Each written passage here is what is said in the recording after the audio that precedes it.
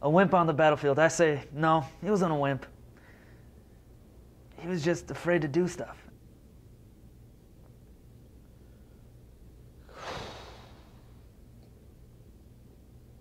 He woke me up in the middle of the night and he said, if we die tomorrow, we lived today.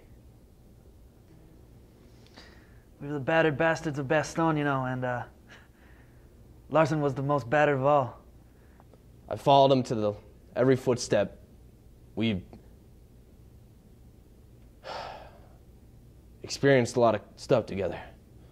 No one could really know who he was. He just was there. He got frostbite to all 11 toes. He had this little one that came off the side of his right pinky toe, if I'm correct. He said, man, it's starting to hurt a little bit. It was all black, and he said, could you just yank it off? And I just broke it off right there. He keeps it in a locket to this day. He looked me in the eye and he'd grab my cheeks and he'd say, boy, you crazy. And I just remember that. That's it. I just remember that. Almost one time, we were talking and having a good time and laughing at some jokes, and I ended up raising my hand in the air. Of course, when I did that, Crouch shot it right off.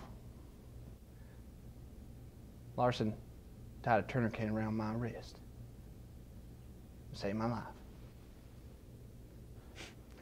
He touched us all.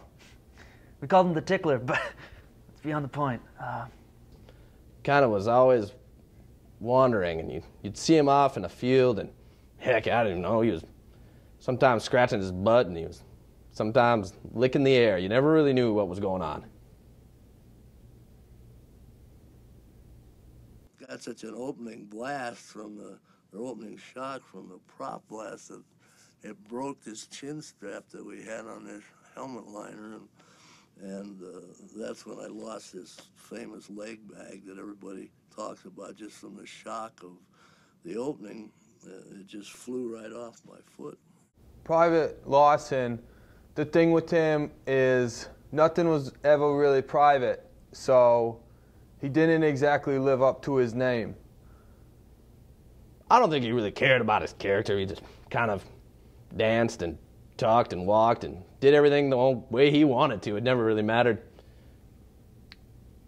He had to go to the bathroom real bad, and I mean bad.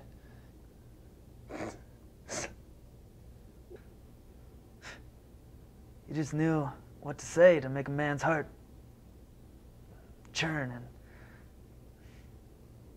feel like there was hope. His character is, again, it's hard to define.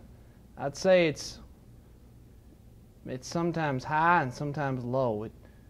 It goes in peaks and valleys. I know that he was always there, and he always will be there. He was a fighter, and he's a man. He stood tall, and he would always cheer you up with a silly little joke and a slap on your butt. It was great. You know, I always thought it was funny. For being a paratrooper, he really didn't like to jump out of planes. In fact, he was scared to death. So I usually stood behind him and pushed him, and you'd hear a little yip, yip as he went off the plane, but I knew he'd be okay. He brought Cambridge, Minnesota, and the land that he grew up on, and he brought it out to the east. He fought for freedom. He fought to preserve love. He fought to write his name in the history books. He said, the last words he said, son, I'm proud to be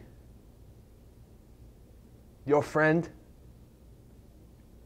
I'm proud to be your, I'm proud to be, I can't even remember. It was ecstasy. It was pure ecstasy. I just remember everything about him was just ecstasy.